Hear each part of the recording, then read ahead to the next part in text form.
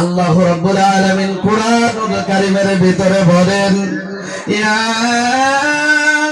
আইয়ুহাল্লাযীনা আমানু কু আনফুসাকুম ওয়া আহলিকুম নারা। জোরে বলেন আল্লাহু আকবার। আরো জোরে বলেন আল্লাহু আকবার।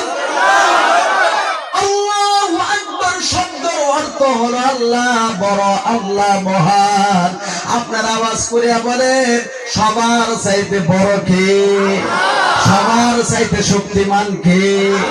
যারা কয় না তাদের ভিতরে সন্দেহ আছে।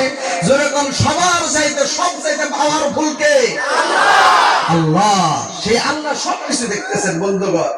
প্রিয় মুসলমান, আল্লাহ নিজে বলেন, হে ইমানদারেরা, যারা ইমানের দাবি করো, আল্লাহ বলেন নিজে জাহান্নামের আগুনের থেকে বাঁচো, নিজের আহলে আওলাদকে বাঁচাও। এই আয়াত কারিমা যদি আল্লাহ পাক নাযিল না করতেন তাহলে এরকম মজমা হইতো না।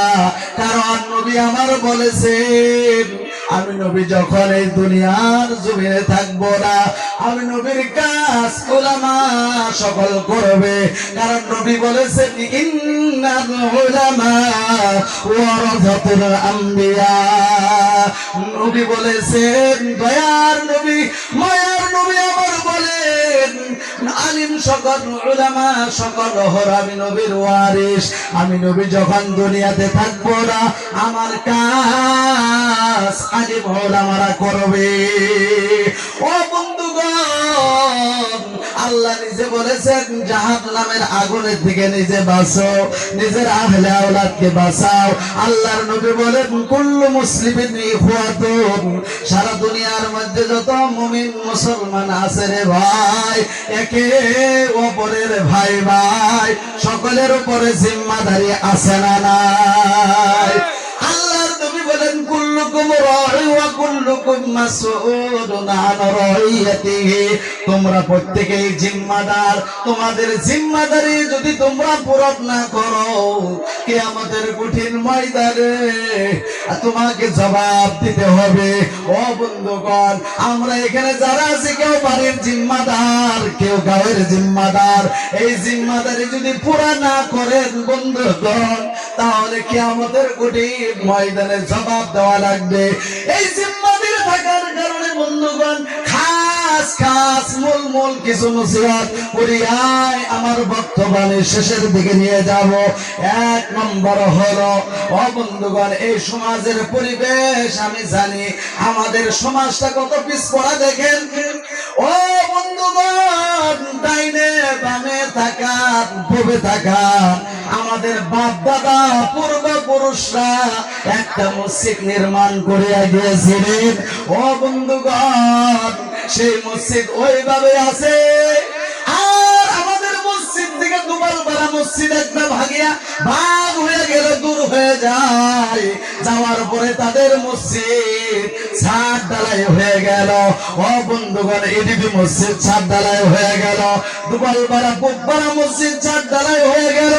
আমাদের মসজিদের অবস্থা আপনারা নিজেই তাকায় দেখে, মসজিদের প্রতি আমাদের কেমন ভালোবাসা, কেমন মহব্বত। বাপ দাদারা যেভাবে রাখিয়া গেছে ওইভাবে আছে। কারণ মসজিদের সঙ্গে আমাদের সম্পর্ক নাই। ও বন্ধুগণ, আল্লাহ পাক নিজে বলেছেন, বুয়ুতি ফিল আরদিল মাসাজিদা। দুনিয়ার জমিনে যত মসজিদ আছে, এই মসজিদ হলো আমি আল্লাহ পাকের ঘর। জোরে কোন সুবহানাল্লাহ। এই মসজিদের সহিত যার সম্পর্ক মহব্বত আছে, ও বন্ধুগণ, কিয়ামতের কঠিন ময়দানে মসজিদ আমার আপনার জন্য আল্লাহর কাছে সুপারিশ করনেওয়ালা হয়ে যাবে। জোরে জোরে কোন সুবহানাল্লাহ। কিন্তু এই মসজিদ নিয়েও সমাজের মধ্যে হিংসা কিনা আছে না নাই?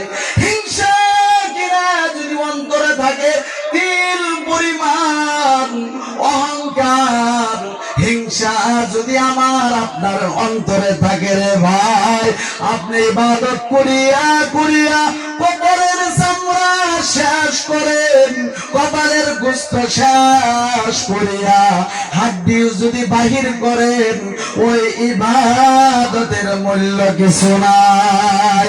কারণ নবী আমার বলেছেন, তিল পরিমাণ সরিষা দানা বরাবর কারো ভিতরে যদি হিংসা কিনা অহংকার থাকে রে ভাই, সে আমার উম্মত না। নবী বলেছেন সে কখনোই মুসলমান হতে পারে না। তাহলে চিন্তা করে দেখেন আমাদের অবস্থা কেমন।